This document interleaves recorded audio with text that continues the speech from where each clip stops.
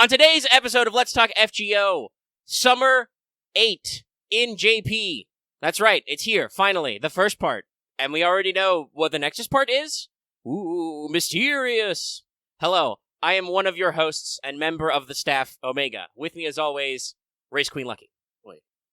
You can wave a flag, right? Yeah, sure. Listen, you're the one working on, your positive self-image. Don't sell yourself short. Someday you can wear tight shorts and wave a flag. Yeah, it's not the tight shorts I'm worried about, it's the upper bit. I don't think I would look good in a fucking bikini. Not that I want to derail our show immediately, but if you don't think I can't find male Race Queen costumes on the internet... Oh, we're derailing right the fucking now. Okay. Male race. You did this. You did this. Yes. Oh, do not type male race queen in. That is not what I was going for. Help. I'm aborting this.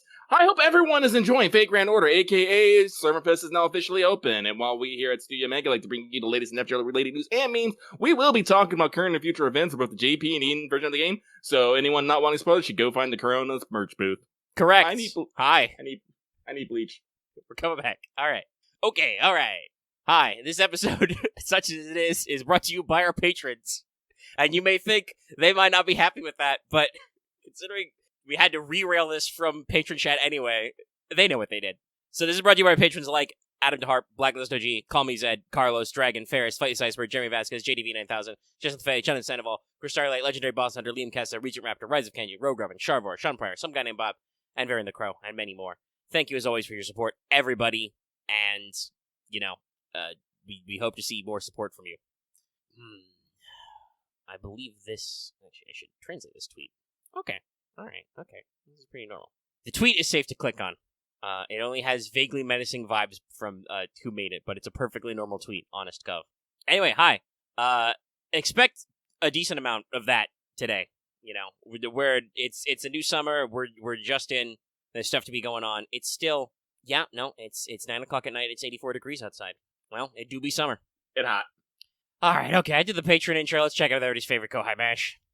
Senpai, 起きてください. Because it's time for Wake the Fuck Up Senpai Register for pro tips, which you don't have to worry about, firing up the whether or not I'm worried about the monetization, because we need to see, spoilers chat, we need to see if the thumbnail clears. Or do I have to break out my favorite, whoops, can't show that in a Christian manga edit? Which admittedly is funny when I do it, but I, I'm always sad when I do have to. Because the internet clicks on titties. It is a simple fact. That's not where that is a pro tip for our aspiring fellow YouTube creators out there, but not the pro tip I meant to give.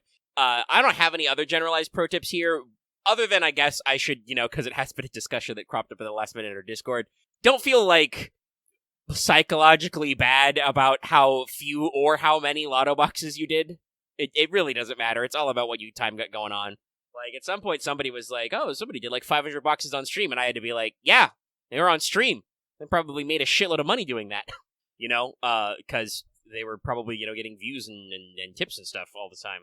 But, I know other people are like, oh man, you people are saying you did like 70 or whatever boxes, and I feel bad.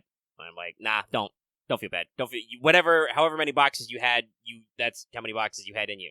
Unless you did just skive off. I mean, you can feel guilty about your own work ethic, but if you went as hard as you think you could have gone, that's fine. But my actual pro tip is also just because I know a lot of people are concerned about future summers now, but also about slightly less future summers, near future summers. Do remember that we do have a pre-release for summer, which involves banners, and we've got a back-to-school campaign that will also be coming sometime. New events should not be sneaking up on us currently. I mean, I think, obviously, the whole point of doing a fucking roadmap stream at FGO Fez was to not have stuff sneak up on us, but, we're not suddenly going to roll over and you're going to wake up and you're going to be like, holy shit, NA Summer. It's not going to happen like that. Also, just to let you guys know, because it's entirely a text-based comment, I don't know why, but I keep writing back to school with the numeral 2. I do not know why. I keep doing it, so just thought you should know. But that's it for pro tips. And with that being done, let's move on to Records from the Throne, our regular achievement topic. It's just me this week. And I am, suffice to say, it's bittersweet, but I did get my Melusine to 10-10-10 to help me farm the previous set of quests. But it was with a heavy heart I did so, because those bells were originally for my bar guest, and I felt so horrible about it that I decided right then and there to grail bar guest to 90 to make up for it. I think I literally have like 4 bells left, and I think there's 100 in the shop. So I think I needed to grind. I can't remember how many she needed, but people are telling me I have to go to the Misty Coast in Britain to grind, and I haven't quite perfected my strat there yet, so it's been slow. How many does she need per skill? Was it 65? It might have been 65. Actually, I'll double check. I should probably get working on that again. I know there's a few people who know about the bell grind, yes. Yeah. Fun. Yeah. I know. Even pre Neurofest, people were like, "Well, nothing to do but go back to the bell mines." Just in the hay. Which is a little bit like the Belmont, but not. Yeah. Excellent. Other than that, though, something else I am very happy about. I got my Blackbeard to Bond 10. He has actually a pretty 6 CE. Nice. Yeah.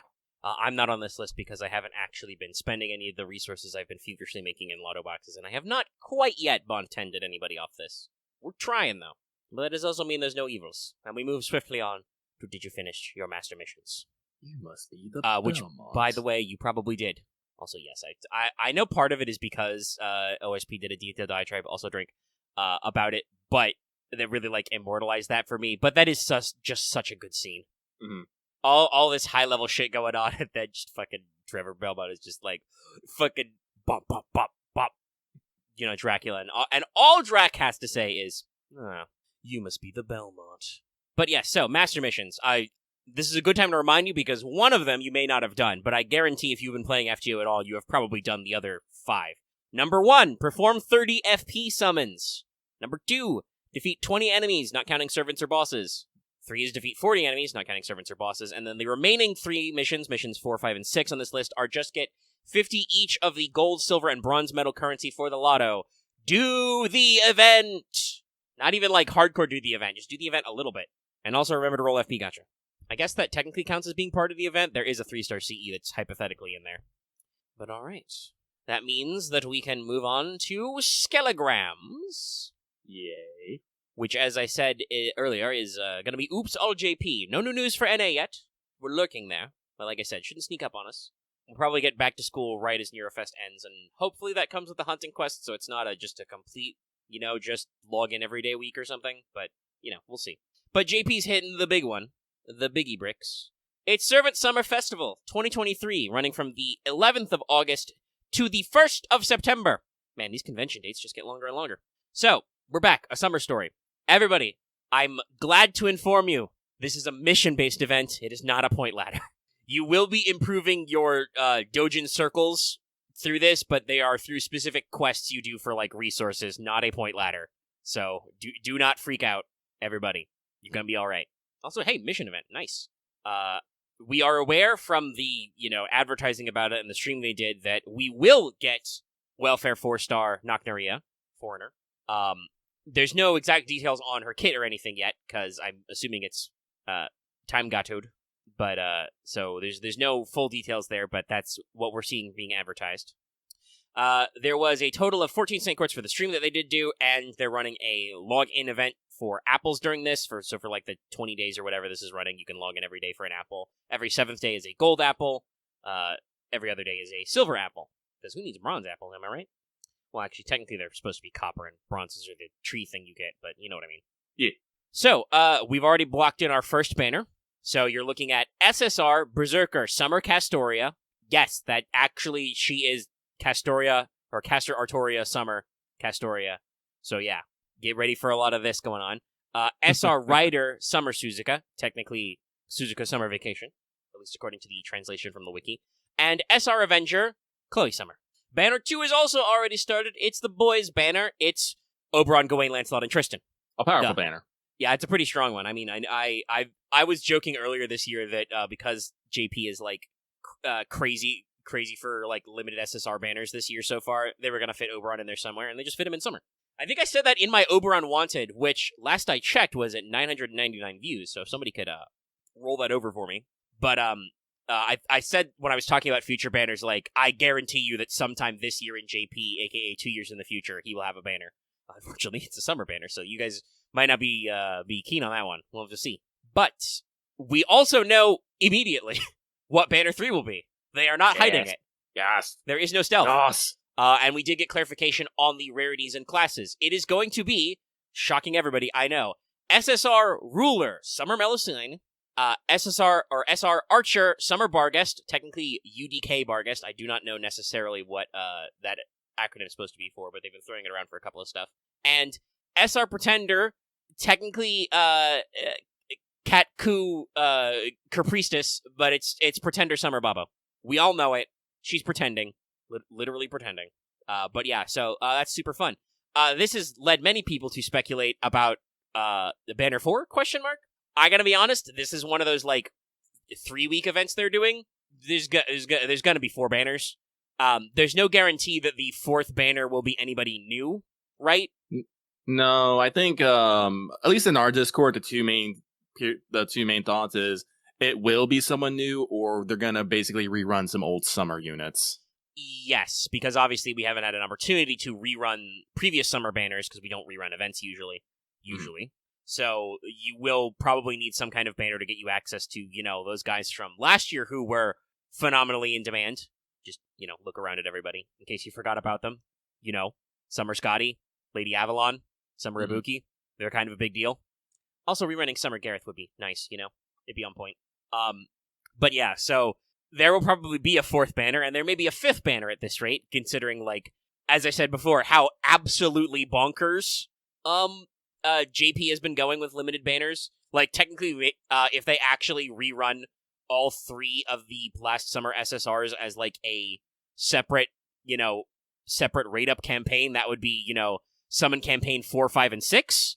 But the fact that they have already announced Banner 3 and, like, put it on a time frame, and it's pretty soon, isn't it? Like, they've already kind of flexed on that one, so... Yeah. There's, it's already on Tuesday.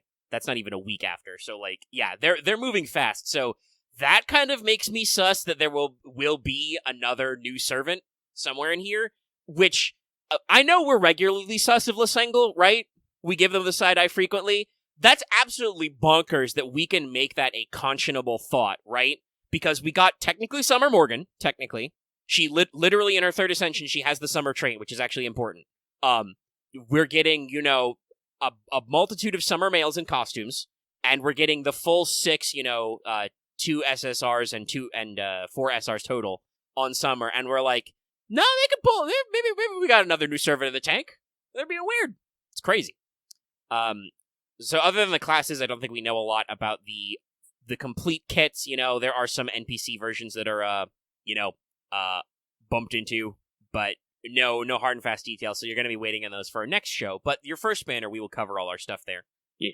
And, keep on keeping on there. And also, we do have one more bit of JP news, which is interesting. Yeah.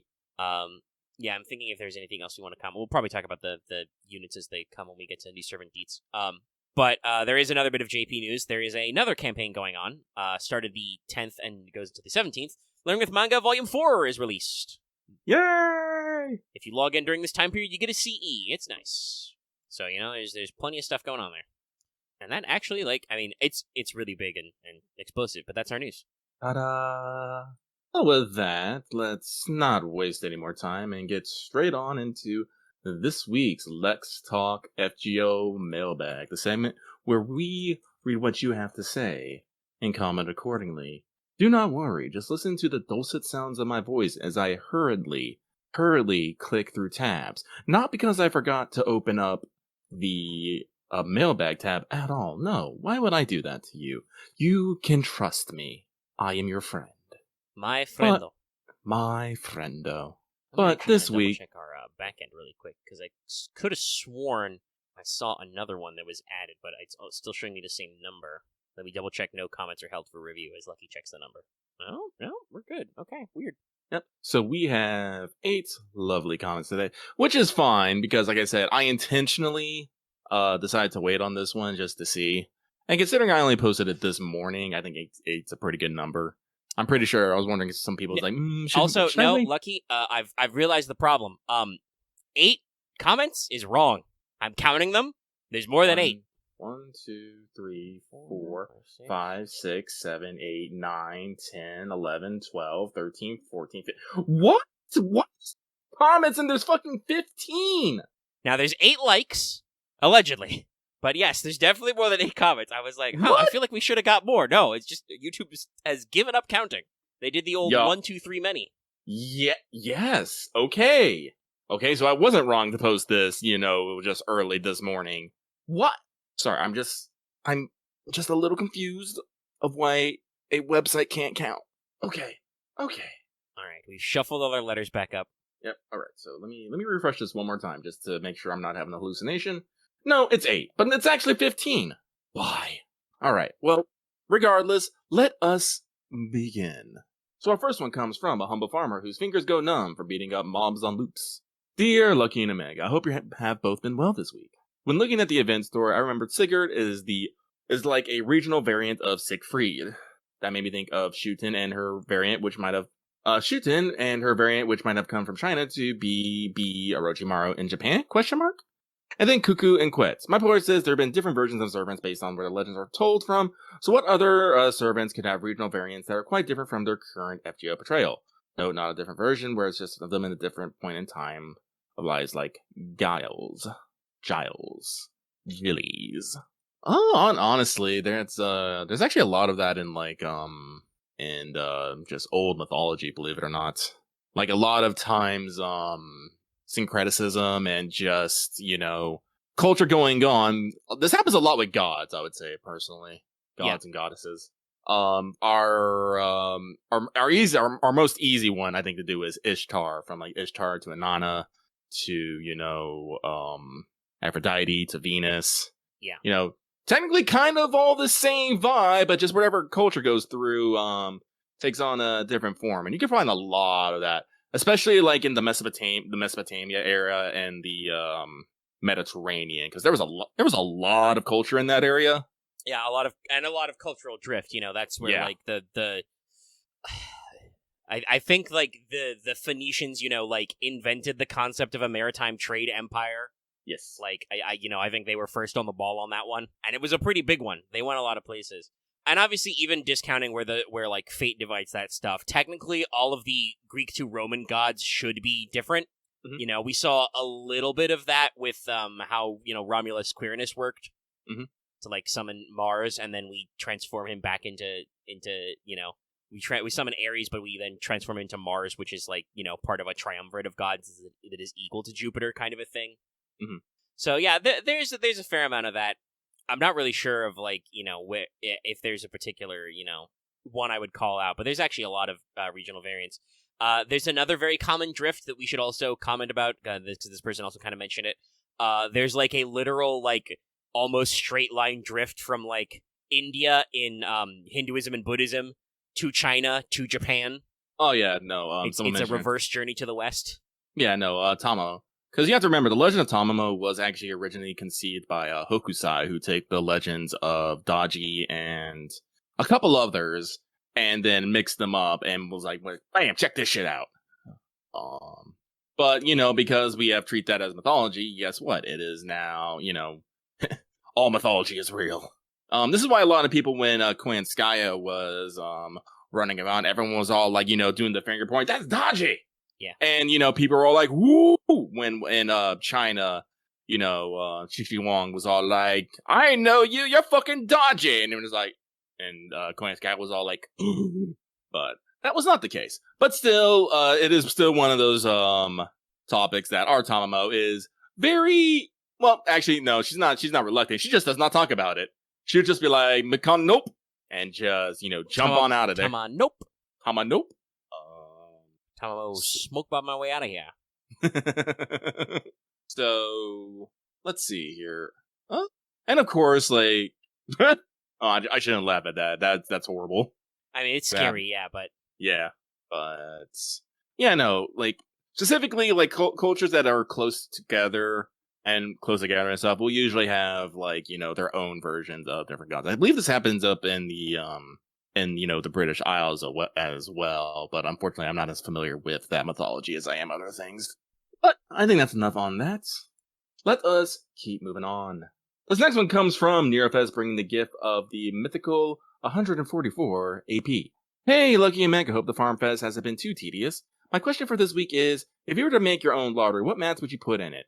Also, do you think Gil would be annoyed that Summer Castoria stole his attack style, or would he just want her more? Sending you guys stamina vibes as we close out NeroFest before entering the next farm phase and our next summer event. I am slightly reluctant to keep using my gold apples because I do know that our summer event has something called treasure boxes, which you can open for random loots, and I know there's bones. We have adventure. Yeah, and I know there's bones in there, so I'm like, I want bones. Yeah, I don't think I could literally design top to bottom a lotto. That would take too long and be really boring. But I was looking at the amount of small mats I needed earlier, and I was like, man, yeah, I could probably use some, bells. Some more dragon fangs. Bells. Yeah, you need bells. I'm gonna need bells. I'm gonna put bells in it. That's a good one. What was one of the other ones? I'm eternally kind of like mid on stakes. I think I have like 150 right now, which is like merely okay. I think stakes are in the treasure chest too. I think they are. Maybe the treasure chest. That would be nice. I don't know. And then there's like I'm only at like 100 gunpowders. I prefer skill gem lottos over other types. I know Lucky was hurting for statues though. That might be interesting as a instead of 1, 2, 3 skill gems, do it like 1 and 2 statues. I don't know necessarily how I would design it, but I do know there's a couple things I would change. Right now, I would probably take out mana prisms. I would take out 3-star embers and replace them with 5-star embers. I would probably rotate in more recent bronze mats that people would not have, a chance to necessarily farm that well. So I have ideas of what I would do, but I could not go down a list and like give you the 600 bullet list. Well, they kind of do. Sorry, somebody said in chat said a wishlist-based lotto system would be interesting. Obviously, I don't think they could set that up like entirely that way, but there have been like Christmas lottos that give you tickets that you can exchange for several mats, and they've done that with other systems as well. I know that's probably more complex to program. I would definitely like stuff more like that because I always like being able to go like, okay, well, here's where I have fucking nothing. And then it's not like, well, I still have 500 void dust, so I don't need to buy the 60 that are in the NeroFest shop. But other people do, Other people haven't been playing as long as me, so they need some fucking dust. Fucking dust! Oh, shit, okay, these treasure boxes are good. Damn. Yeah. There's fangs, there's gunpowders in there, there's bones. Never have enough bones. Not stakes, though, unfortunately. Not sticks, okay, I was wrong. Do have shells, though, which obviously you always need for summer, and spinal fluids are good. Yeah, if we could, I would also appreciate if we could go back later, if we could melt down extra mats into pure prisms. That'd be nice. Yeah, no, I think we were talking about this earlier. I am slightly confused of when the pure prism refresh is. And I would like, pure prism is such a limited resources that I'm very loath to spend them. Like, very loath. Like, I still haven't bought the bells in there, but I probably am. But every time I look at it and I look at my number and I know my pure prism number isn't going up, I'm just like, Yeah, it do be like that sometimes. It be like that. It only goes up with story, and it doesn't really come back that much. Doesn't or come back. The mats don't come back very much, Mhm. at all. I mean, But- it's fun, stuff like that. Yeah. I think we're good there. Let us move on. Do-do-do. And this next one comes from the Tyrant King, who was redeemed after his Summer 8 rolls. Question: Hey guys, with Anniversary 8 buffs finally out, who do you all think got the best buff to their kit? Also, from a rating of 0 to eating ice soup, how screwed are you for Summer 8? Anyway, that's it for me. Sending good vibes your way. Wah, wah, wah, wah, wah, wah, wah. And hope you have a great weekend. Yes, in the JP chat. Actually, side tangent, I'm really glad that I split up the JP and EN version, then I split up spoiler channels anyway. So I can go hang out in the JP side, and no one's actually posting the spoilers there because they posted, so I can go talk about new servants and their stuff, but not get spoiled on the story. I enjoy this. I feel like I can participate more in conversations. It's great. Yeah. But I don't think I'm quite at ice soup levels, but I'm probably definitely going to be having, I gotta get fancy with top ramen, which is, still above a 10. Listen, I think a lot of us have made the blood oath. We're gonna, starve ourselves, get thin, and save a lunch for God, just this entire. Oh, the whole thing is like it's funny because it's not like the normal kind of emotional manipulation, but it's entirely emotional manipulation. It's like, hey, You remember that thing you read, right? That you feel very strongly about with all your friends you like? What if you like to see them somewhere and happy? And I'm just like, oh my god. I can't really be mad at too mad at Nasu though. It wasn't in my news, but it's important thing to bring up that so for those of you who have been criticizing Lost Belt 7, like, why couldn't they're just being lazy, they couldn't possibly, why didn't they, release it faster? Interviews have come out, apparently our friendly neighborhood mushroom is asthmatic, and it got really, really bad after finishing the second part of Lost Belt 7's writing, which is somewhere in that stack, that he had to go to be hospitalized and look for a good doctor. So, like, there's some length in there. So I don't want to be too mad at Natsu. Obviously, he goes through his own things. But also, yeah, no, like, this is just like a big emotional bonk up for all of us. I just realized I didn't write it in my notes actually to talk about the last rank ups because that was like a million years ago in FGO terms. I literally don't remember what Mandracardo's was. He did get the buff, and I'm like, what did you get? I'm just gonna say Mandracardo because he is my friendo, and I called that one. It's his... Victory to me! Yes. Brink Shot goes to C+++. I also did say that the Archer could have Squirtoria, but I didn't think it was actually going to happen, and then it did. Yeah, we joked about Anastasia. We joked about that. But yeah. we also did not think that was going to happen either. No. I mean, and the Abby one was like literally like, I don't know which Abby it's going to be, but it's going to be an Abby. Don't you fucking Abby. She is unfortunately, both of her forms are considered generally the weakest foreigners. I know what's up. I think so they just made, they made his buffs last one turn total, not one turn. And then they made it so that his self-sacrifice is delayed. It no longer happens immediately after you attack. Okay, that's good. That's not even necessarily a buff to Mandracardo. That's just we realized, oops, that mechanic wasn't good. That's nice, actually. That gives him a whole turn of Death or Glory. Let's see. Abigail got her terror or mass hysteria, upgraded to Midsummer Nights. That's not suspicious at all. Maybe we should have thought of this better. Actually, I think they'd already revealed what Summer was going to be, but still. It just gives her a 20 to 30% buster up for 3 turns. I think we joked about like all the 4-star sabers, so Gawain's probably a decent one. He actually got a Noble Phantasm buff, so he got, Stonker.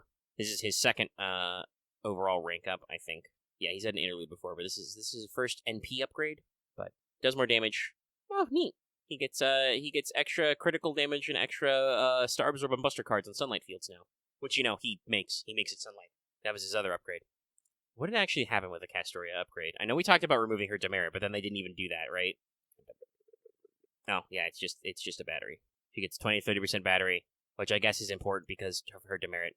And she does get sure hit for 3 turns. That's neat. So yeah, I mean, taking those all in order, if you're asking like, who got the best buff? I mean, it's probably still Saber Alter. Yeah. Multiple turns of Pierce Invul. It's pretty good. In general, I think all the buffs were good this year. Some of them were maybe not on servants who necessarily needed it the most, but, they're all useful. Mm-hmm. So, I don't think we need to necessarily talk any further on that, so let's keep going. This next one comes from a master who needs to find some quick support before Summer. Good job, Lucky. Summer Chloe arrives. They say, I wish you good vibes. Wah, wah, wah, wah, wah, wah. And to all, a good night. Thank you. You as well. We move on.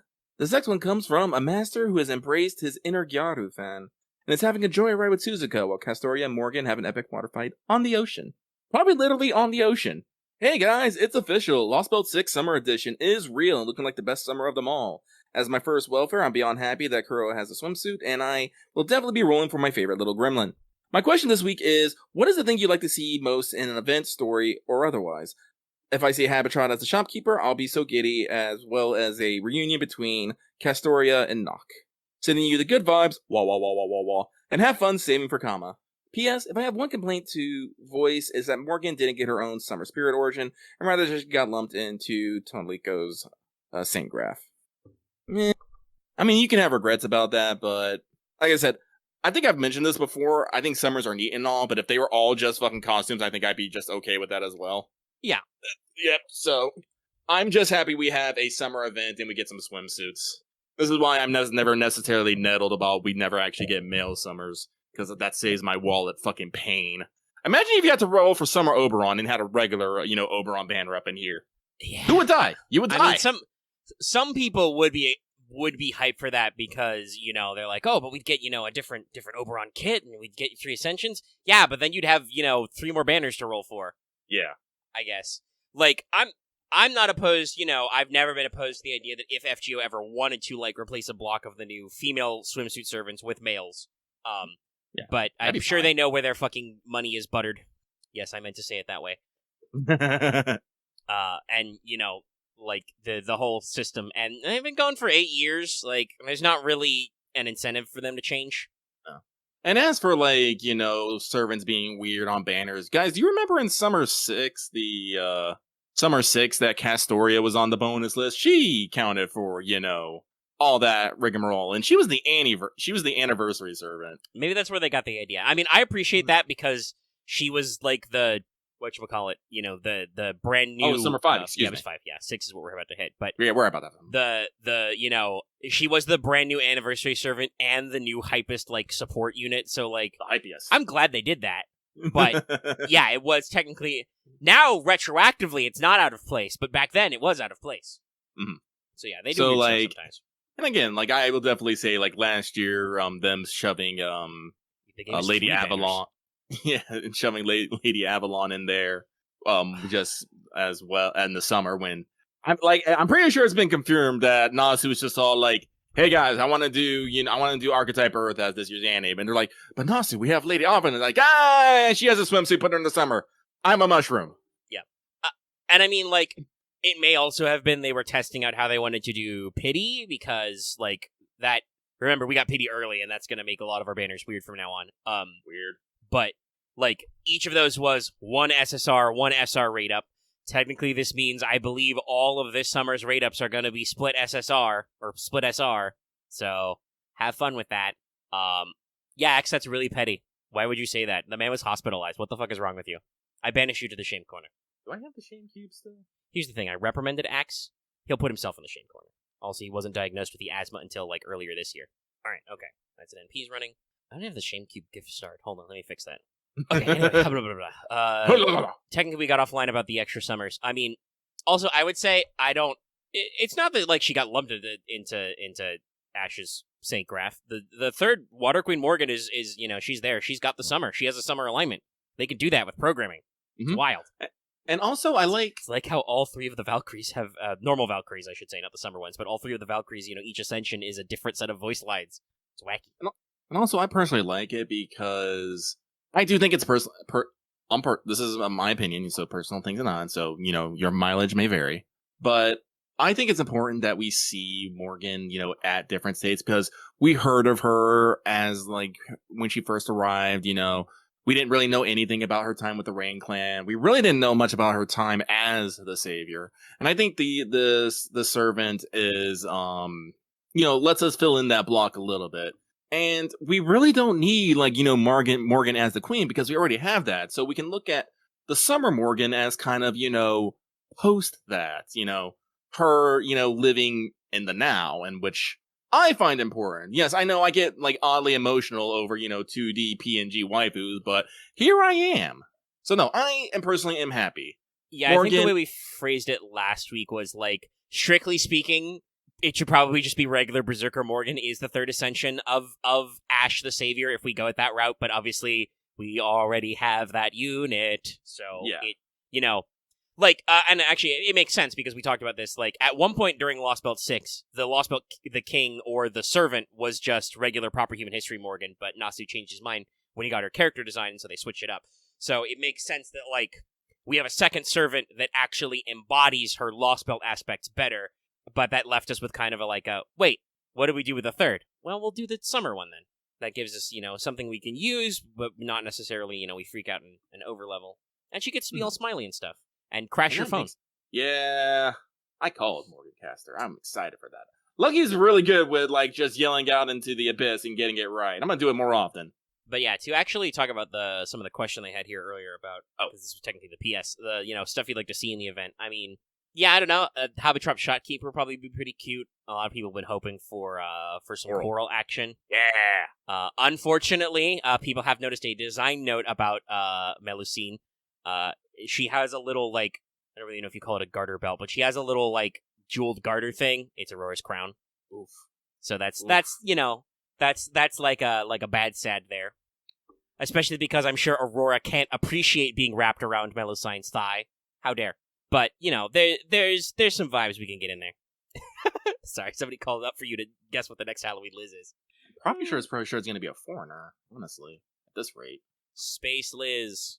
I mean, Maybe I wouldn't mind. They've made those jokes before. Hell, we've made those jokes before. Honestly, I wouldn't mind an SSR Liz, though. I think that'd be great. Liz does deserve her 5th star. She does. She doesn't have one. Not even Carmilla has one. Both Carmillas are 4-star. No. It's Mysterious Idol, but instead of Idol X, it's Idol L. Anyway, we got a few more of these. We do. So let us move on. Thank you very much for that. We move on. This next one comes from a master begging Bao for a portion of her collection of unreleased fluff merch. I am glad that we have collectively decided that Babonchi is here just to sell Big C merch. This sparks joy in me. You guys do not understand. Like, I was talking, I know, like, as soon as we saw the silhouettes, like, I think me and a lot of other people, like, immediately caught on, like, oh, she's channeling Big C. She got that priestess energy. But I don't know how, but we just got stuck on the idea. I was like, yeah, no, she's just here to sell merch. Like, Big C was all like, hey, you, I know you, become my priestess. And Bob was just like, will you give me some good shoes? And he was like, hell yeah. And she's like, I'm in. Because we actually did, like, do an hands-on feed. And it's like, yeah, no, those are some Big C-themed kicks. Nice. And she's got her Big C-themed hoodie, which I would buy. I would buy that in a heartbeat. Well, she literally is. We have her NP. If you know where to look on the internet, it's there. But she is like, Miko Dayo. Like, I'm a priestess, definitely. Definitely a priestess. Don't pay no attention to the pretender attached to my name.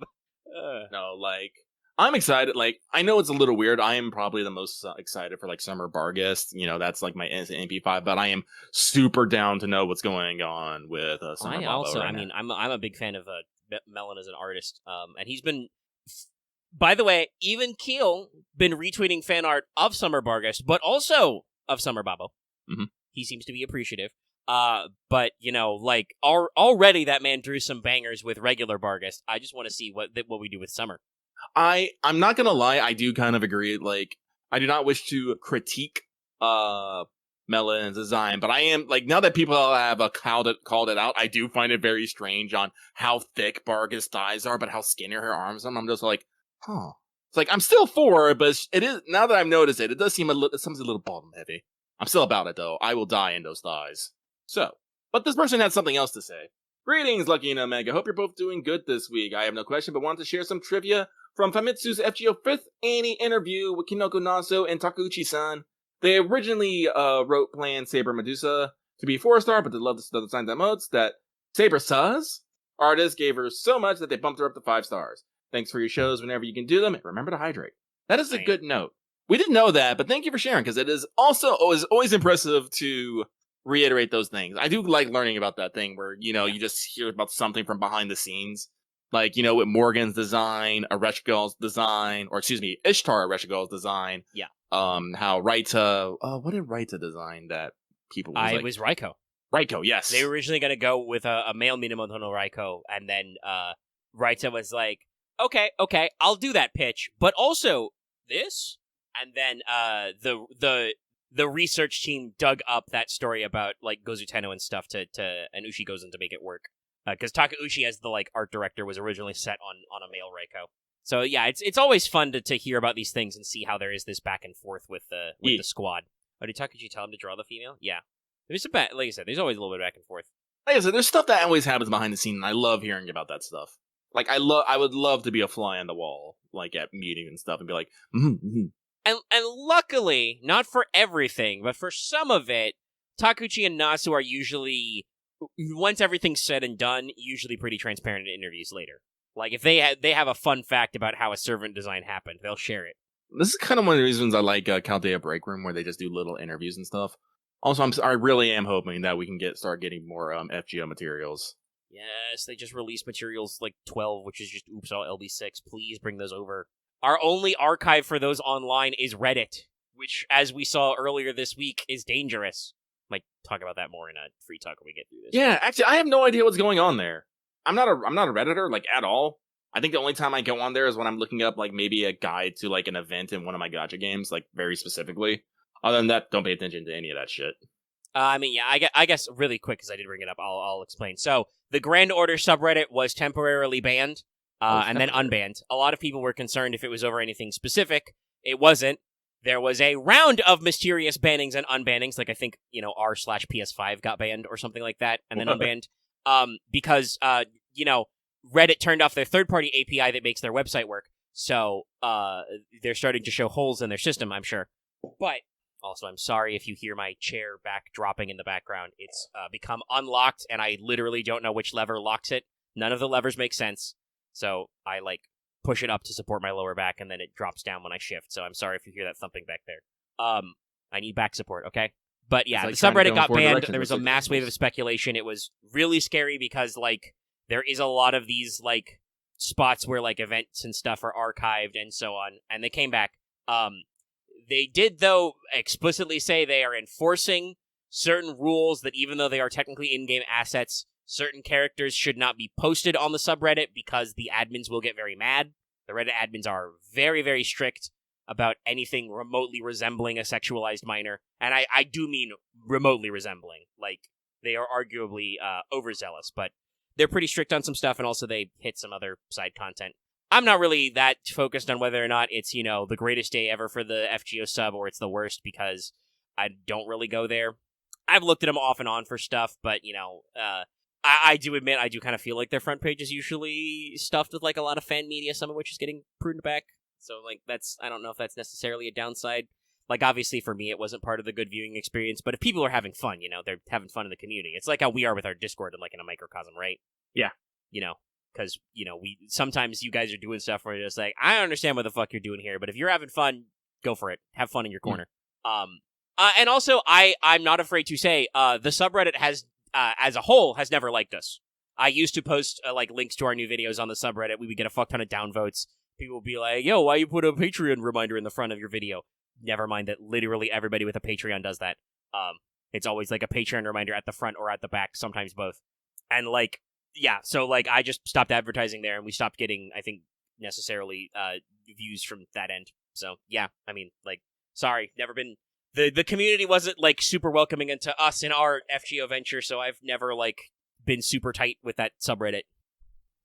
But they are back. They're no longer banned, so if you had any stuff there, but, do remember that all it takes is for the Reddit admins to cross a wire accidentally, and your entire subreddit is dead forever. Forever! This is why internet preservation is important. Have backups of everything. Preserve everything.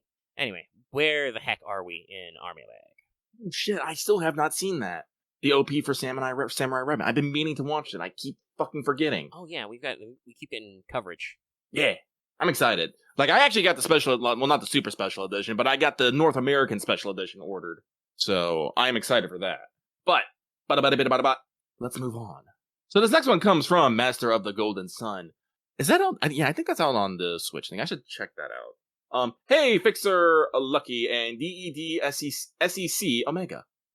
I'm not sure what this is. DeadSec, but I'm not sure what that's from. DeadSec. It looks like it'd be called DeadSec. Hang on 1 second. Google! Watch Dogs. Oh yeah, it's those guys. Interesting. Hope you are keeping chill. It's 105 and 100% humidity in East Texas. Excuse me, I felt my temperature just go up just reading that. Whew. Actually, what is the... Hang on, let me... Not to brag, because I know it's going to be lower, but let me see my local temperature. It is 77 at 40% humidity here. Well, let me see if I have the humidity gauge handy. I know that it's 83 degrees. I am under a heat advisory. By the way, it's 10 o'clock at night, chat, if you're curious. Yeah, it doesn't have humidity handy. I'm sure it's bad. It's Florida. Let me see. Question. Now that we see a strong theme in Summer 8 and JP, would you also be into a Guda leading summer like I'm pining for? Summer Himiko chant being written as we speak. Maybe for it. I like Guda. Guda is always good. Good, as we say. Yeah, sure. Sounds fun. We already had a pocket Guda this year. Yeah, with the White Day of it. like I said, maybe we can work on the fucking backlog. Unfortunately, though, I don't have any other immediate ideas on that, so we're gonna move on. This next one comes from The Eternal Storm. Question: in light of Summer Suzuka and Balba and Shi, what style or trope would you like to see done with the Summer Servant? Wishing you the best and good luck on rolls for summer. Let's see here. Trope themes. Usually, I think we've covered a wide variety of them. I did make a joke about this earlier when they showed off the Knights of the Round. There was no Percival one, and I was like, if Percival had a costume, he'd be the fucking barbecue chef. He would have the fucking apron, he would have the hat, and he have the apron that says "Kiss the Knight." Just grilling. Big grilling. So I think Percival running like a beachside shack, running a barbecue, having the big hunk of meat. Maybe you'll even get video game meat. You know what I'm talking about? Wall chicken. You're running with Gwaine. They can do they can be powerful. So yeah, maybe something like more barbecue. Me, I'm always a sucker for food themes. Yes, they gave Bedivere and Percival a CE this year because they didn't explicitly have costumes. Barbecue's definitely the grill master is something I think that hasn't been fully touched yet. Not really. I know if it's I know grilling is, it's worldwide, but I don't really see people in other countries really talking about summer grilling, I should say, and the same way that Americans do. I feel like I've consumed enough Japan media that I'm pretty sure they do certain kinds of grilling stuff during summer festivals. Oh yeah, but usually in media that's at the beach and they're always doing shish kebabs. You could do kebabs. I suppose that they probably don't have the same charcoal versus propane discussion about a big meaty steak, but that's the difference about the Japanese thing. Yeah, right now in Nikkei we're having our summer event there. And shout out to Nikkei for also having a summer event with a very sexy girl voiced by Inoue Marina. I have been given life because of this. But there's a minigame. It's a very fun minigame, by the way. I love playing it. I just suck at it. But you do run a grill, but guess what? All you make is shish kebabs. And here, when I grill, I'm throwing anything from steaks, chicken, hot dogs, burgers, sometimes vegetables. And they've acknowledged that in certain things, though definitely during arguably the more America stuff, that's where stuff from Dealfest in New York hits and shit like that. Mm-hmm. We had a few of those. Ironically, also, I think we haven't done, I think shaved ice and other stuff like that. Ice cream is another classic summer treat. Nobody's quite actually done the Frosty in summer to cool off. No, Summer Scotty's NP is a little, but even then, I don't actually think a lot of her vibes were that way. Honestly, I think what I wanted is they kind of did this with Anniversary because they definitely had the summer festival theme. I think I actually wanted that in my summer, so we could have the grills, we could have the games, we could have the yukata. I think honestly, yeah, that's what I'm gonna double down on. It's the summer festival theme. Actually, that's right. We haven't had. I don't think anybody. I mean, because we usually go for swimsuits, but we do have some very weird summer costumes. Remember, MHXX starts in her mech suit. We don't. I don't think anybody has actually put on the summer yukata as a summer servant. I know Summer Ibaraki kind of goes with it because that's kind of her thing. She has festival food. She has festival food and stuff, but that's because she's an Oni and she's a goddamn glutton. Oh, and Doman's costume. Okay, awesome. Yeah, Doman's costume. That's it. But that's it. It's the male costume once. We don't have a lot of variations on it. Yeah. So, but no, that's good that we do branch out to that. But I think I would like to see a full event with that, and maybe having to run. Actually, I think that'd be a good Gouda Gouda. Fucking Nobu runs a summer festival out of Honoji. It's not burning for some odd reason. I think that'd be great. Mm-hmm. But that's my answer. We spent a little bit of time on that. That's okay. They were talking about something else in chat. As they do. But let's move on. Sorry, I read the next one. I'm sorry if I poisoned the well a little with my chuckles, but can't hold it in all the time. Mm-hmm.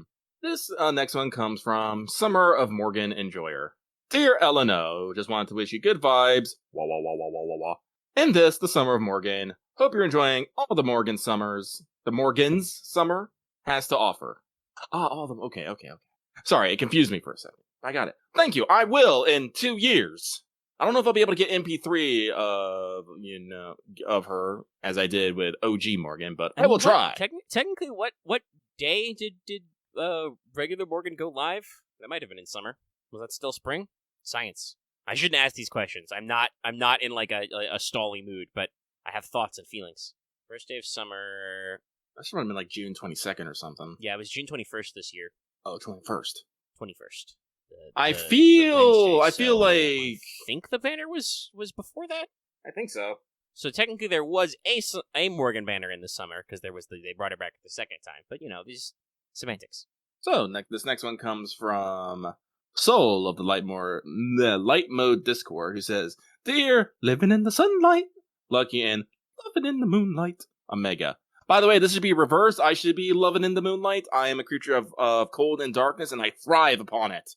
Thrive, I say. Yeah, but if I go out in the sunlight, I burst into fire. So I would not be living in the sunlight. Well, if you went out into the sunlight more often, you'd probably be okay. As I look at my fucking farmer's tan. Maybe a little, but I've always had sensitive skin and burned pretty easy. Thank you, my African genetics. I have that Anglo racial debuff. -5 to saving throws versus the mighty sun. Hang on.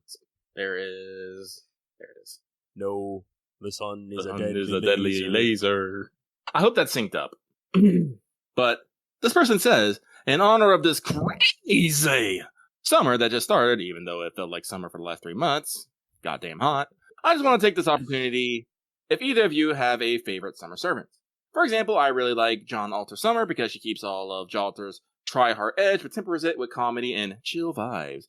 But give it a week and it may change to Naknaria because I am a predictable mushroom man. Send in chill summer vibes. Wah wah wah wah wah. I would like to give you chill summer vibes, but I do not have a ukulele. I mean, I'm pretty sure there's some stock ukulele music out there, but I'm not gonna put a pin in that one for later. Favorite summer? My favorite summer servants? I mean, honestly, it's probably gonna be Summer Kama. Summer Tamamo is, a Tamamo, but unfortunately she suffers from early story design and is not necessarily that well fleshed out. Yeah. She literally got a swimsuit because Summer Scott Hawk, snapped her fingers, slapped on Runecraft, and we all went and lived on the deserted island for a while. There was not a lot of and thinking about it, other than her eventual Hell Kitchen survival courses, I don't actually know when Tamamo went with us on that weird island mission. Were we shipwrecked? Was that it? There was something weird going on. Listen, it was the first one. We literally didn't know what we were doing. So Summer Kama is probably going to be my pick. I know I haven't actually gotten her, but I'm getting her. That is not an if. That is only merely a win, and the win is as soon as fucking possible. And like I said, if they've gotten really good about the stories, and I hear that the adventure one is all right. I don't actually know any details, honestly. I just know there's dinosaurs involved. Because Da Vinci needs to invent her gun that shoots dinosaurs. Yeah. I'm thinking. I mean, in terms of pure, character I like the most and have the most fun with, it's probably Summer Carmilla, Mistress C, just because they did so much with that. Also, Carmilla gets to glitz out, which I appreciate, but yes. Also, I can't say that that's rare. I did mention about the fact that somehow we always remember Carmilla exists for CEs every year, and she's always dripped the fuck out. But in terms of her raw place in the story, that one's pretty good. But yeah, I'm trying to think in terms of aesthetics. I mean, raw swimsuit power. It's probably Summer Musashi because they do a lot of fun stuff with each of her different ascensions. Oh, the God, fucking Summer Stars and Stripes with her fucking gun blades. That really shouldn't have anything to do with Summer, but that has everything to do with what anime fan artists post when they think it's America Day. Listen, Stars and Stripes bikinis are a thing, y'all. Yeah. Shockingly, Especially Japan has taken that as much as we have and run with it. I think there is. I don't remember if it's actually July 4th, but there is a designated fan art day when it's Stars and Stripe Bikini Day. I don't remember what day it is, but it exists. You'll notice, trust me. But yeah, I think that's. I mean, honestly, I think to my personal preference of costuming styles and character design, it might be Summer Suzuka, she's got a lot going for her. Yes, I am Summer talking about her 2 katanas. What else could I be speaking about? But it's a I'm kind of glad that I mean, obviously waiting for your favorite to get summarized is rough, but I am kind of glad that it took him a while to actually unpack that and kind of make up for the Santa Suzuka thing, because this is like, oh boy, we got real good stuff. I've been trying to think of my favoriteest swimsuit, and it's Chan like it's is not blowing the fuck up for Okitan. Okitan is popular. I guess I don't actually know if we're going for a pure swimsuit design. I would actually have to sit down and look. Yeah, unfortunately, one does not jump out immediately. I am kind of. I mean, I know she's the welfare, but I am kind of glad to see a alt version of Da Vinci for this summer as our welfare. We got a lot going on there, and even though I do have an NP2 regular ass Da Vinci small, I'll appreciate the new one.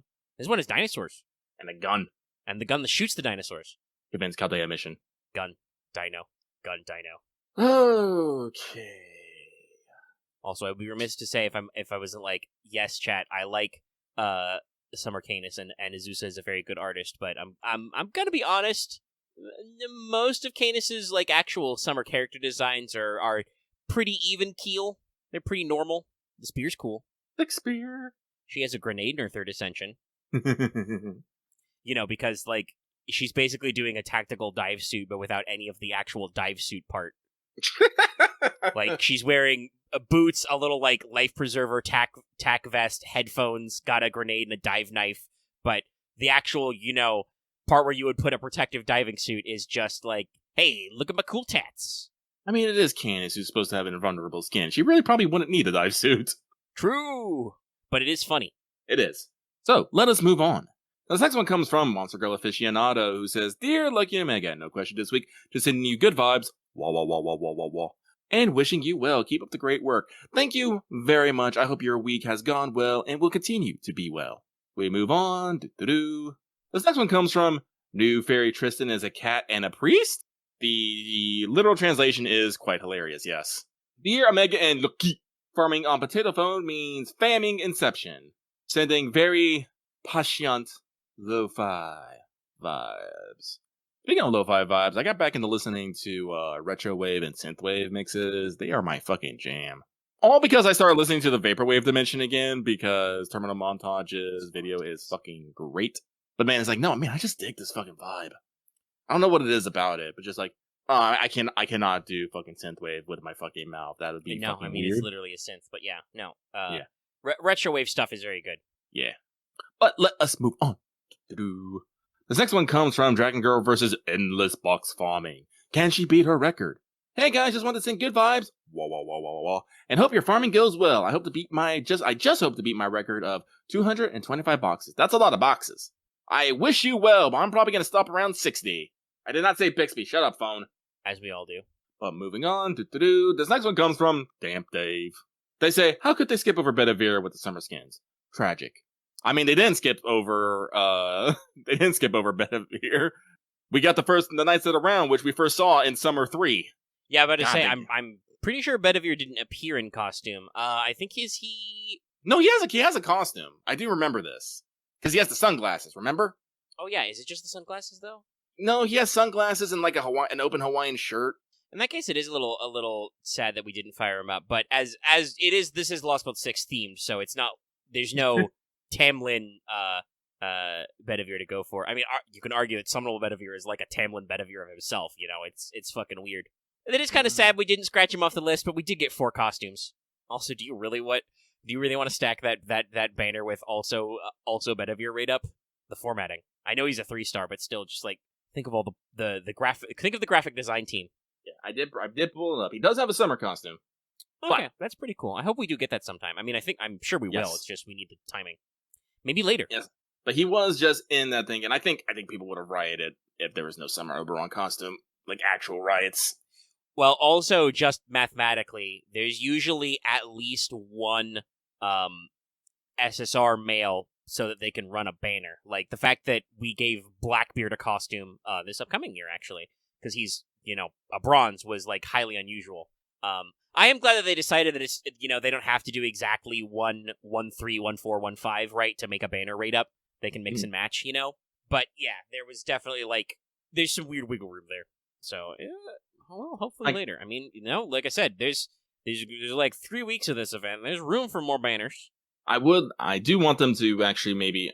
I'm hoping there's still like Bedivere is still there and showing off his sprite, but I'm also hoping that maybe Percival shows up as well with like a summer costume. I mean, or I at least guess a summer that sprite, would be the ultimate move, right? Would be to remind everybody Summer Bedivere exists, and then show a summer sprite for Percival, and then scooch. Yes.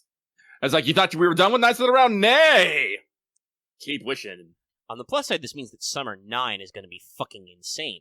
It probably is. Because we already knocked out literally the entire cast of Lost Belt 6 has been covered.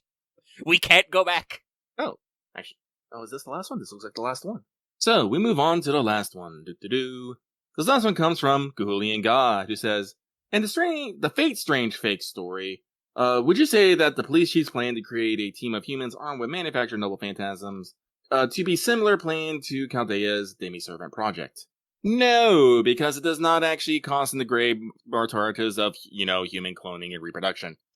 Like, remember, It's not structurally similar, nor is I actually think the goal similar, because technically, while the Clan Catan plan is really cool, it is technically short-term, because it will end when the Grail War ends. Yes. Though I do always find it funny people forget about this, but it is canon, like in all normal-ass Grail Wars, quote-unquote normal-ass Grail Wars, that you actually, like, masters get their command seals and are revealed and can summon servants ahead of, like, officially starting the war. I think, actually, the rules is, like, we don't start until number 7 is summoned. So, like, you can get a head start, which is what usually caster-class servants do. It's like their one thing is getting a head start. But with that, I do believe we are done with the mailbag. Thank you everyone so much for your submissions. And if you did not get yours in this week, do remember that we post this every week. And we can catch you next time, as long as you don't write anything weird. Well, too weird. A little weird's fine. I like a little weird. And to answer a question from Patreon chat, the world's not ready for Summer Habanyan. It would be too powerful. Alternatively, I mean, what actually would they do? It would just be her in a different weird hoodie. Wait, no, that's perfect. Wait, we do that for the summer festival, and we put her in the yukata. It's just like when Totaro goes to Kugane. That would be fucking adorable. Print it. Ship it. I'll bill you later, Lasengle. But alright, we have left the mailbagging, which means it's time for the free talking. Obviously, we are in the height of the climax for the Nero Fest. Stuff be happening. I'm just kind of slam-a-jamming some pedal grinding while we're going on now, in fact. But I don't really have a lot to add there. I feel like all of my grinding and strategies and stuff have just been kind of blurring together. I think I yelled about when it was on recording that the 212 melts my brain. It melts my brain, Chad. And brain melt out here. Goodbye. So let's talk about new units. New summer details for new summer units, because of course, like, and I will say this again, there have been some complaints over the years about how FGO handles summer units and banners, SSRs, whatever. I do appreciate that, like, strictly speaking, there's no requirement for these units to be quote-unquote good. Like, obviously, they are in competition with other banners around this time, and Oberon is pretty meta, so, like, you wanna give them a little bit of spice, right, to keep relevant? Spicy. But generally, people will roll for these just because they are, alternate versions, especially for our headliner SSR, Castoria Summer Berserker. There's plenty of incentive to roll already, but no! I think all of these units are good, and do, like, unique and useful things. They actually made it so that, Castor Artoria Berserker synergizes very well with Castor Artoria Caster. But yeah, also in 2 years' like, time, I will run double Castoria. Great. Yeah, but like, there's also a lot of other useful stuff here. People are already talking about how, and I'll get into that in a second, but people are already discussing how Summer Chloe is like going to make a new metagame. But let's talk about Castor Artoria Berserker first. She's here to fuck your shit up if you're a bad guy. Naturally, for a Berserker, she is quick, arts, buster. It's a joke, because that's her saber deck. She's got pretty alright attack and HP, kind of in the above average area. Specifically, she has very slightly less attack and very slightly more HP than Morgan. Like, we're literally talking about differences in the tens, not even the hundreds. Now, she's got average hit counts all around. I think it's 4s, like, in everything. And slightly below average NP gain. She is 0.4% per on NP gain. So, like, I think they know what's up. They know that NP gain literally doesn't matter for art servants. You will just run triple Castoria, and she will generate NP. Though not to farm, because she is not a farmer. She deletes bosses, obviously. Duh. Her NP is a single target arts.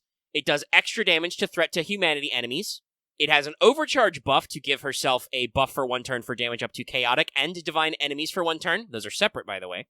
So they do multiply together.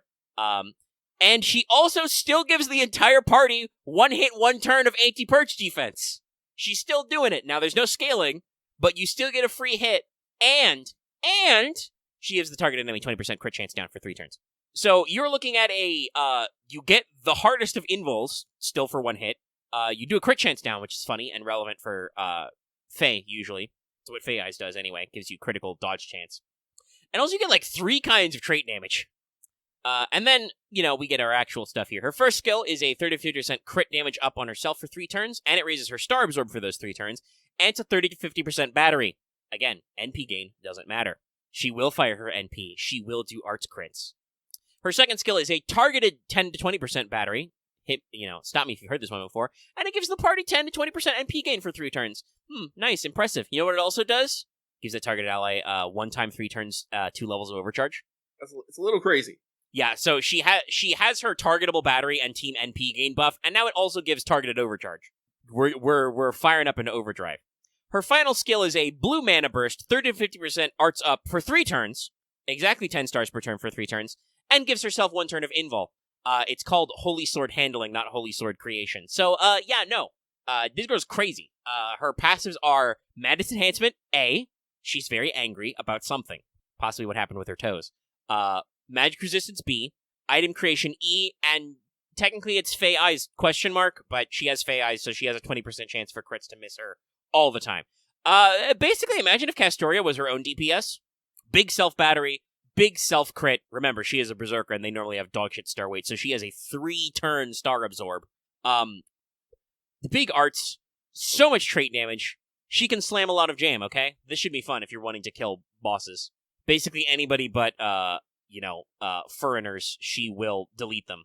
I don't know a servant or an enemy boss who is a threat to humanity, chaotic, and divine, but I'm sure they exist.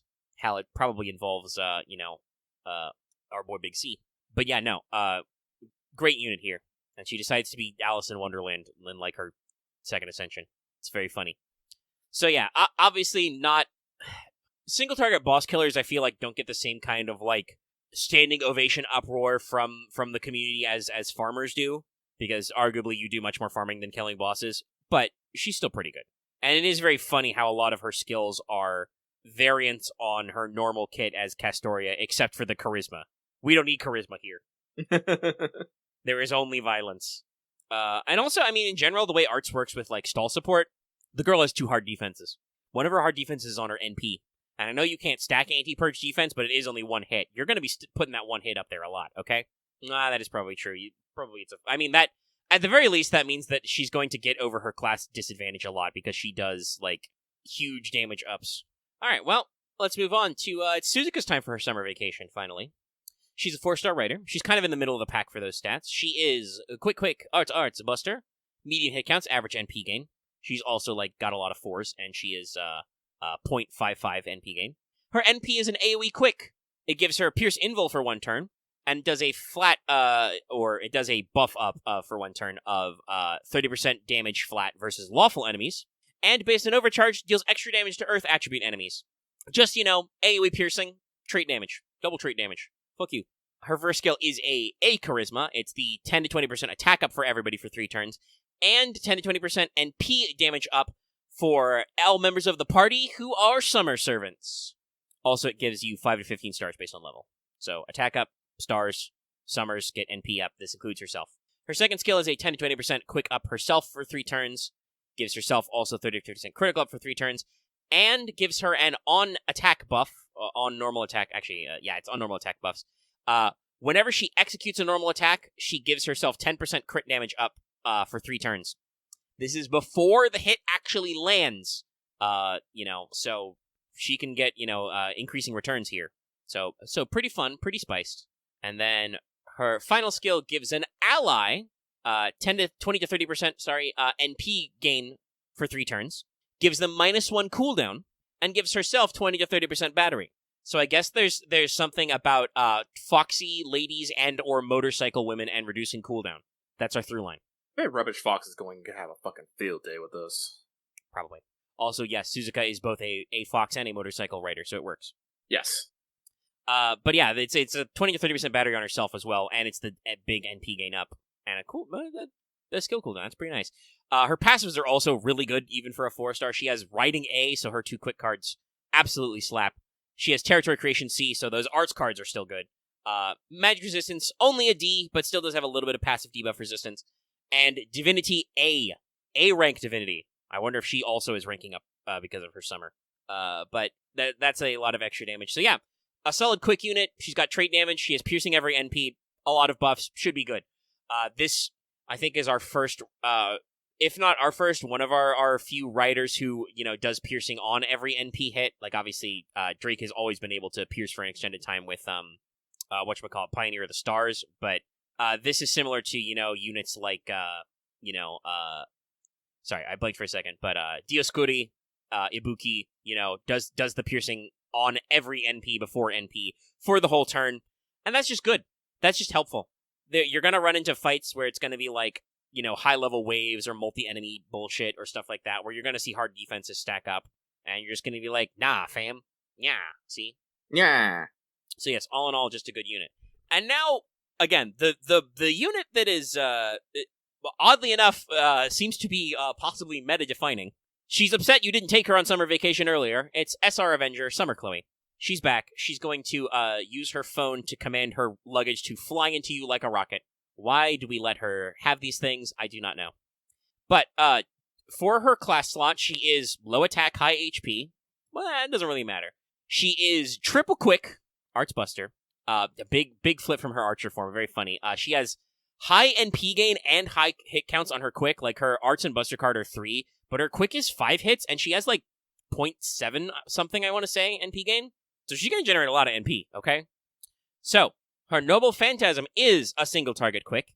It buffs her quick based on overcharge first for 3 turns, so loopable. It reduces the target enemy's charge by 1, guaranteed. And it deals bonus damage based on the amount of completed manuscript stacks that she has. This is a special trait mechanic we're going to talk about later. But basically, it's a perfectly normal NP, and if you get stacks on stacks, she does extra damage. We immediately get into that with her first skill. Her first skill is the source of the stacks, and it's a bit of a mouthful. So, it's basically a charisma. It's 20% attack and crit up for the team for 3 turns, but also it gives them a 5 turns of a on-hit buff to give themselves a stack of manuscript completed. It also gives herself a 3-turn on-attack buff where she gives herself 10% crit damage with quick cards specifically on attack. So she's getting extra crit damage on quick crits if she's attacking, stacking, and also for 5 turns, every time they hit somebody, your allies generate a stack of this manuscript trait. Obviously, Chloe has something to do with those herself. She actually uses them for extra damage on her NP, but there's one more use that we'll need later. It's a special tool we'll need for later. Her second skill is pretty weird as well. It's a targetable 1-time 3 turns, 1k to 3k guts, and then at the end of the turn, she miscranes herself. She yeets herself to the back of the line. I believe this skill is called Thanks for Your Submission. Yep. She's just like, all right, thanks for the manuscript. Bye!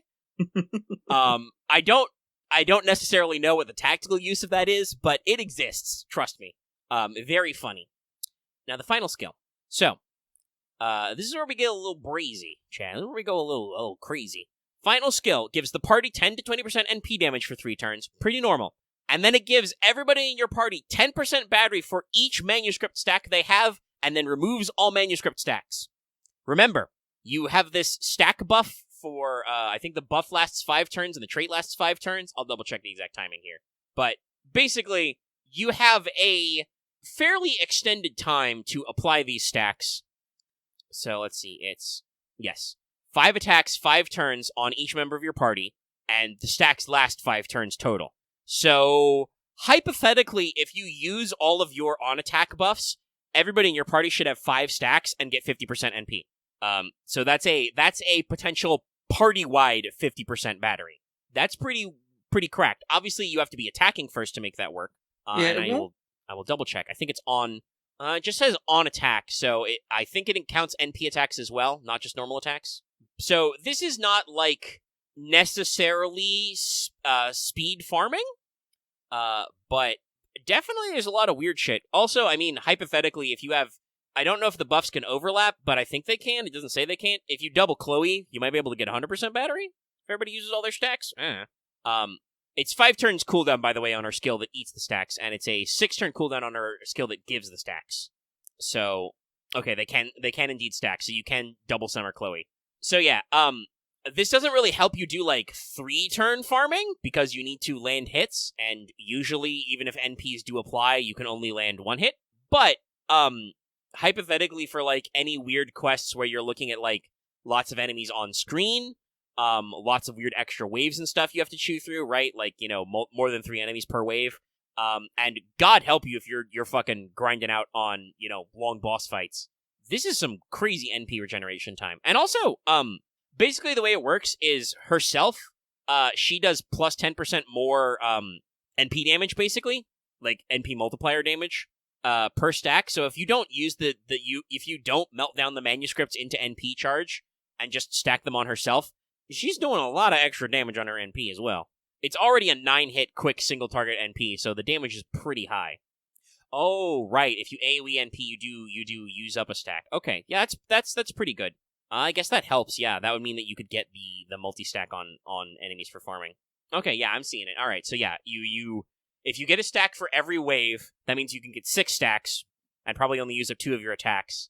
So you can get 60% NP back. 50 to 60% NP. It might actually stop you at 5 stacks. I don't know. You know, people are... It's only been like a day. People are already doing very advanced math for this, but, like, it's pretty crazy, okay? Like, and this skill gives you 20% NP damage up for 3 turns when you use it. So, like, it's crazy. But yeah, I believe this is, YouTuber Plushie Mistress, who posted some of these videos, is like, if all members of the node have 3 enemies on wave, or 3 enemies on wave 1, you can definitely make sure that you can loop back if you have a 50% battery. And obviously, funnily enough, a lot of people are focused on doing that for Buster because of the way what we call reloading works, right? With Koyan Skies, to get the cooldown down and stuff like that. But she herself is obviously a quick focused unit, though she does have agnostic buffs. She's very good. Her passives are pretty normal for an Avenger. It's Avenger C, so increases her NP generation rate when taking damage. Oblivion Correction B, and Independent Action B minus, so she has a lot of extra crit damage herself. And she does have Self-Replenishment Magic B, so she charges her NP gauge 3% every turn herself. So, like, that's a lot of juice if you own a Black Grail. Have we replaced Black Grail? Is there a Neo Black Grail yet, chat? I thought there was. I think there is. Obviously, that means that not every player is going to have a maxed out Black Grail setup, but there's a lot of really freaky deaky damage potential here. Like I've mentioned this before, but I want to reiterate. This kind of servant design makes me think that like I'm pretty sure when we invented Scotty looping, right? That back then Delightworks wasn't sure if that was intended game design, right? Right. Like, there were a couple of quick units that were not Scotty system compatible and were kind of shunned at the meta level for it. They were tier ranked down, you know. Poor old Zheng Yu, you know, only got 5 hits on his NP. Can't Scotty loop. I definitely feel like by the time we've split off into Lasengel is straight up like, oh yeah, no, we understand players at home, you love looping. Whether that's you literally loop because you're doing an arts comp where you generate enough NP gain to go back to NP 100%, or you're doing like the Buster reload strategy where you just cool down everybody so that they go like, they battery 100% over and over again, fucking whatever. And they're just like, yeah, fuck it. Do it. We don't care.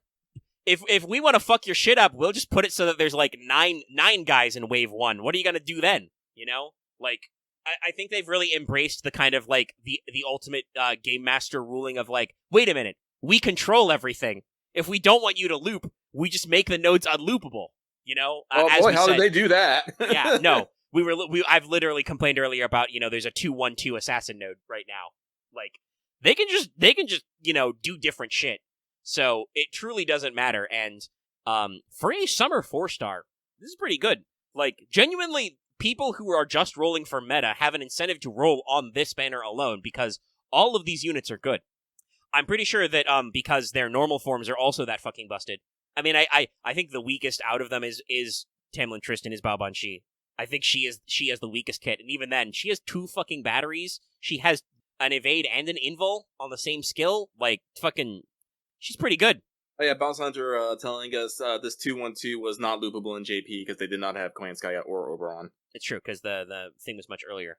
Like, yep. they know the strats and stuff, you know. And obviously, like, Koyan or Oberon, like, max damage reloading is not necessarily enemy dependent, but it's there's some weird shit.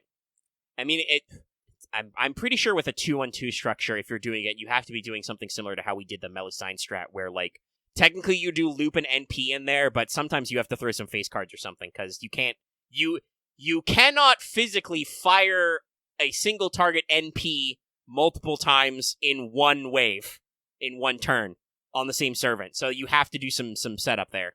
And I don't... See, Robyn said double core DPS, I'm just like, brain turn off. No, me no comprende, I'm done. When you say that stuff, I'm just like, I don't get it. 404. Blue screen. Alright, I need to remember what the fuck Cascoo's buff is, because you guys keep talking about Cascoo, and I'm like, I literally don't understand how Cascoo does this. It's going to turn out that it has, in fact, has nothing to do with Cascoo. It has everything to do with the fact that Double Koyan Skya gives him 100% battery, because that covers a multitude of sins. Though keeping in mind, JP couldn't loop that either. Oh, yeah, so he dies with the 3rd skill and then gets 80% battery back. Is that the skill you reset? I mean, I guess it's got a 5-turn cooldown. That's resettable. I'm just thinking, once again, talking about, by the way, about how, like, the transition period of, like, we've reached the not giving a fuck status. I would like to reiterate, Caster Ku has a self-debuff clear, a self-heal, and it gives himself an 80%, battery thing where, he has guts, and then he does it. And then after one turn, he sacrifices himself and triggers his guts. And this is on a 5-turn cooldown. Oh, Primeval Rune is also a 30% battery. Sorry, for some reason the FGO wiki doesn't auto-pivot to the upgraded version of a skill. I mean, that still requires you to have... no, it's base 20. You don't have to level that first skill. Okay, I think I'm following. You do still have to have the skill level to 10, though, because you need the 5-turn cooldown. I mean, he's story-locked. I appreciate them giving Cascoo all this energy. It's just... Yeah, it's weird. Also, once again, I would like to reiterate, you're not technically, this is not looping. This is Ku uses all his NP, and then you reset his skills so he can do it again and dies. What's the order? Like, you have him NP the first turn off the 80%. Wait, no. You have to wait for him to die. Do you have him pop all his skills, and then you have him cooldown down, and then you... I literally, I don't have this conversation with chat. They're going to explain it to me like 40 times over, and I'm just like, there's too much order of operations here. I just want to push button, okay? Speaking of which, I'm going to end this current wave of pedal farming, because I don't actually need medals anymore. I literally got all the medals I need for all the currencies. I don't have like 400 out of the weird Melusine thing, which was indeed literally just push button. No, Axe, do not show the graphic. I will put you in prison if you do. I literally don't care. I don't need to farm that node. I don't actually need to understand this strategy. It's not required. My normal 3-turn farming strat, where Musashi just does it all, works. But yeah, as you can see, as usual, chat, you have some units which are straightforward, like I think Summer Castoria is just a push blue button, enemy die, right? And Suzuka seems pretty simple.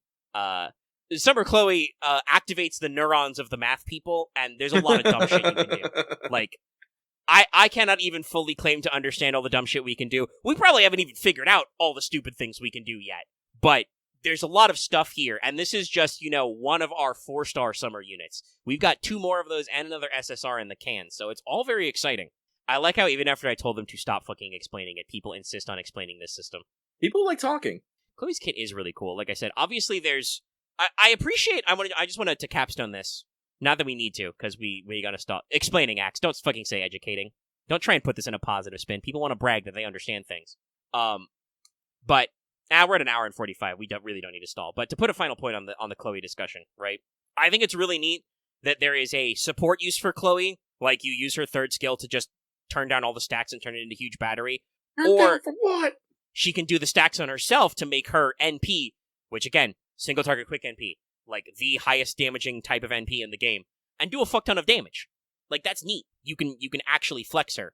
Well, Axe, because you told me not to be negative, first of all, you've been interacting with me for like 5 years. You know that instantly makes me want to go, actually, fuck you. I'll be negative if I want. I'll be mad. It's dumb, but I will be. But also, I mean, you can understand something internally. You don't have to tell me that you understand it. I already said, no, you guys are saying stuff and I'm not getting it. I don't care anymore. It's not actually necessary for me to try and, digest this information. It's cool that you know. I am telling you. You don't need to tell me to know. That includes you, comments. I'm sure some of you will probably try to explain it again anyway, but you don't have to. We get it. You can just type in. Actually, yeah. Everybody go in the comments and type exactly. I understand how to loop the assassin node and nothing else. You don't need to explain anything. Just say it. And if you don't explain it, you don't need to fact check. You can lie and say that you understand it. This is a result of people being told to explain their work too much in school. But yeah, that's our new servant deets, and like I said, I'm very hyped for.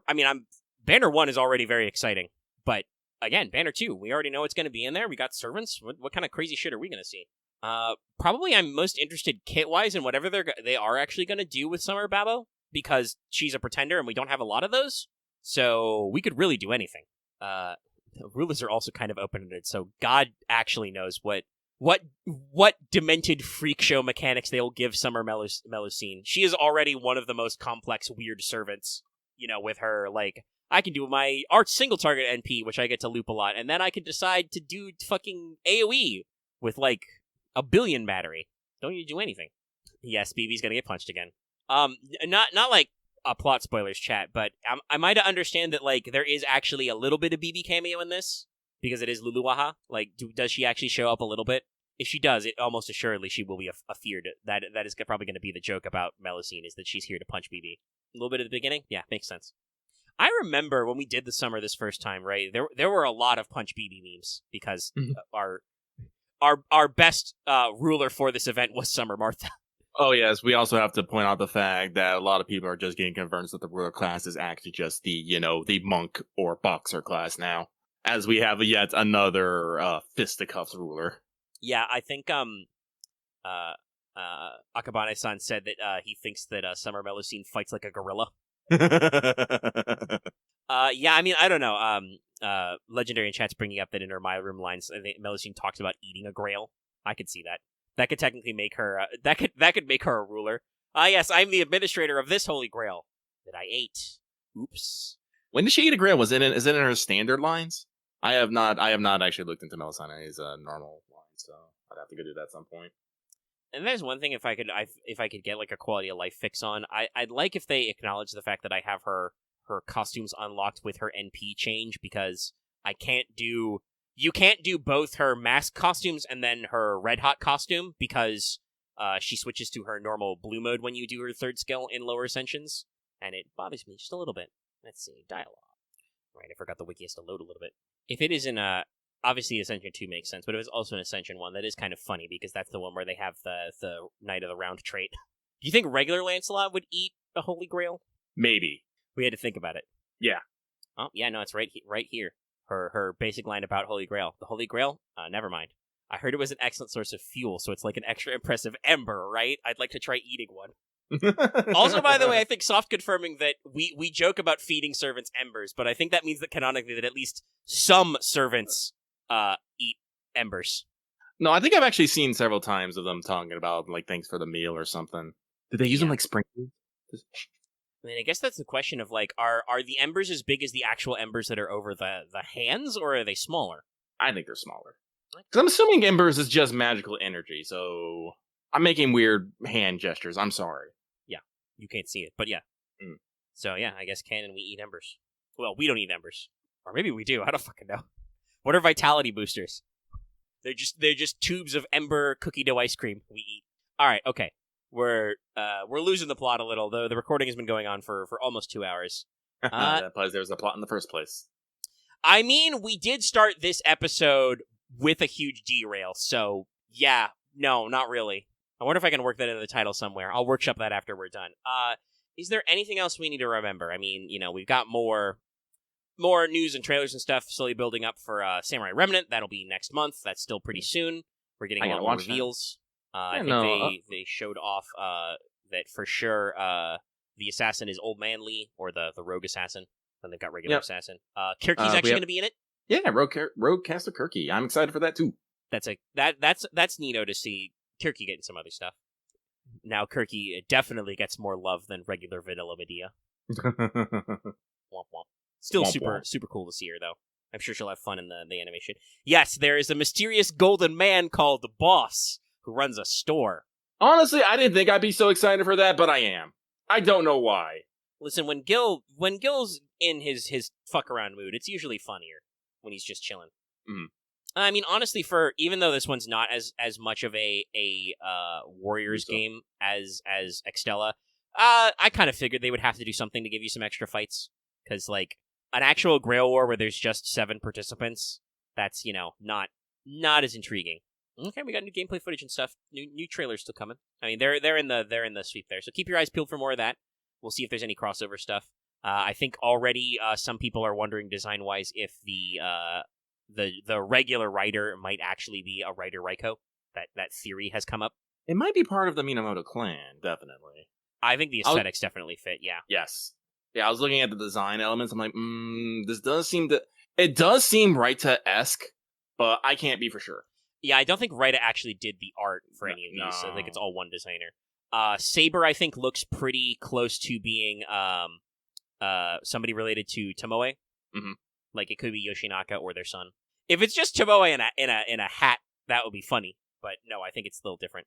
So yeah, there's a lot good coming out there. Yeah. Truecaster is still sneaky. Oh, excuse me. Sorry. Long breath.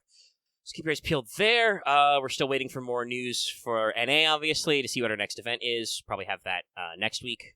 Depending on when exactly they time stuff out, that may mean a new summer pregame next week, or not. We don't know. Or not. We got stuff in the can. I hope we do hunting quests. I don't remember what's in the hunting quest, but it's always good shit. Hopefully there's fucking dragon fangs in there somewhere. I do not have a lot of those. I think I have like 64 or something. That is definitely not enough for a servant who needs those. But yeah, okay, alright. Lucky, anything else you think we need to bring up on this show? No. Alright, well, we have another show. What's Up? Live streams, usually every weekend. It'll be on our YouTube channel sometime after this goes public to YouTube, so keep your eye out for that one and other stuff we got going on. Hopefully we'll be back to other regular streaming stuff. Lucky was dead Monday. I died a little because I'm out of water. Lucky was dead Monday, so there was no Hollow Knight. We'll hopefully be back to that on Monday. This new Monday. Sorry, I said Monday a lot, and I realized that might be confusing. Okay, all right. It's 11 p.m. The episode is 2 hours long, and I'm super dried out all of a sudden. So I gotta end it and get more water before I die, for real. Hydrate or dihydrate. Okay, all right. So, thanks so much, everybody, for tuning in. If you're watching this video on YouTube, give it a like. If you have any comments, leave them in the comment section down below. If you are not yet subbed, sub. Click the sub button. It's cool. Also ring the bell for notifications if you're already subs. You always know when we post a new video or when we stream. You can join our community Discord. That link is in the video description and the channel page somewhere. You can also consider joining our channel memberships as well to get access to membership badges and emotes. Click that little join button. And, as mentioned at the start of the show, we do have a Patreon. Support us on Patreon. You get access to the episode early in audio format for as little as $1 a month, or approximately $10 a year. That audio is posted as soon as I finish editing it after we record it. So, early. And at higher levels, you can get access to polls, other topics, fun stuff, early videos like Wanted, and it really helps us out. And I think Patreon finally tweeted that all of their possible back-end stuff has been sorted out. So if you were scared of that, you can support us on Patreon. It's okay. Your credit card probably won't think it's a fraudulent charge, unless they're weird. Or you're weird. I don't know. On that note, that's everything I got for this week's episode of Let's Talk FGO. We'll see you next week. Next week.